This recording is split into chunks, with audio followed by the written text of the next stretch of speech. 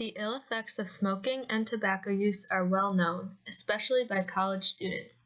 However, an estimated 24.8% of full-time college students were smokers in 2010. In an effort to shrink the population of college smokers and to promote healthier campuses, the American College Health Association issued a position statement in 2011 urging colleges to adopt no tobacco use policies and to make their campuses 100% tobacco-free both indoors and outdoors. The ACHA's suggestions were made in support of Healthy People 2020's initiative to reduce the proportion of adults who smoke to below 12% by 2020 and to influence college students to remain smoke-free. This has sparked many colleges to move towards smoke-free campuses. As of October 1, 2014, there were 1,477 colleges and universities with 100% tobacco-free campuses. The number of campuses with smoking bans has tripled since the ACHA made its announcement in 2011. While many public and state colleges have been declared smoke-free by state laws, private institutions have begun to instate tobacco bans too. Franklin and Marshall has not declared any ban on tobacco use and has not updated its smoking policy since the ACHA made its recommendation that colleges should be smoke-free. F&M's policy on smoking is relatively lax when compared to colleges with smoking bans, but is similar to other colleges and universities in the area. According to the F&M College website, smoking is prohibited inside any college building, at all indoor and outdoor sporting events, and within 30 feet of any building on campus. The Director of Human Resources at F&M states in an article online that the policy is designed to encourage people to consider not smoking and to ensure that non-smokers don't have to encounter tobacco smoke on campus. However, the school's smoking policy is not well known among students and is not made known anywhere other than on the college's website. In fact, the cigarette disposal bins, which are placed at the entrances to many buildings around campus, seem to promote the violation of the 30 feet from buildings policy. The disposal bins likely encourage smokers to walk to the entrance while smoking in order to throw away their cigarettes. To learn more about the problem with smoking at F&M, we spoke with Dr. Myers of F&M's Apple Health Services. Dr. Myers reported that while she hasn't seen many requests for help with smoking cessation, she thinks smoking on campus is an issue, and she attributed the relatively high rates of smoking on campus to stress and culture.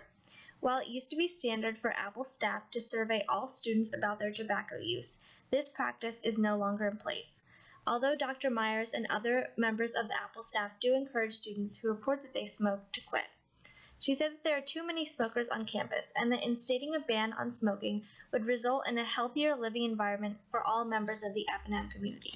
While she noted that instating a ban would likely bring about some pushback for students, she thinks that it is possible and that a student-enforced policy might be successful. Recently, F&M student government, the Diplomatic Congress, convened a forum open to the campus community to discuss issues related to tobacco use. There was a panel of 5 knowledgeable faculty and staff members who shared their insights with interested students.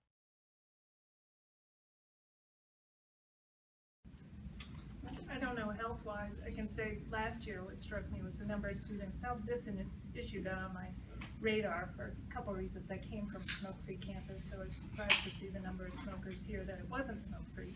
But the second was that students contacted me because of students outside the residence halls and smoke going up into their windows during the fall and spring months. And so I had probably last year 10 to 15 complaints on that issue and wanting the request by students that DPS be enforcing the 30-foot law.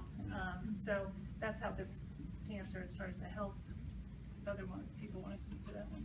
I mean, as far as the risk with secondhand smoke, it's purely related. As far as I know, there are no studies on outside secondhand smoke, but most of the studies on the impact of secondhand smoke are based on proximity to the smoker, how often you're exposed to it, and the duration of exposure. So you're right, the farther away you are outside, the less risk. But if you're having smoke coming up into your dorm room from right outside your window, that's some exposure. Well, I could let me address that a little bit, because if Margaret, if you got 10 complaints, I probably got 200 complaints. And we get them every day. And the big issue is right now is, the fact is, if the weather's good and people want to smoke, they don't have any issue walking 30 feet from their building, you know, out in the sunshine and doing what they need to do. But as soon as the weather starts getting cold, it's inclement weather, it's raining, it's snowing or something like that, I guarantee you can go across campus and everybody's standing either in the doorways, they're standing as close as they possibly can be to buildings. And I'm not just saying students, it's faculty, it's professional staff, and it's also contractors. So it's a big issue on campus, and we're trying to address that all the time. And you almost feel like you're a police officer walking around trying to remind people to do what they need to do. But it is a problem. It gets into the air systems into the building, and once it's in for quite a while. So we can't dissipate it too quickly because the exchange in the buildings isn't that quick. So it's an issue, and it's a big issue, and I think it's a growing issue.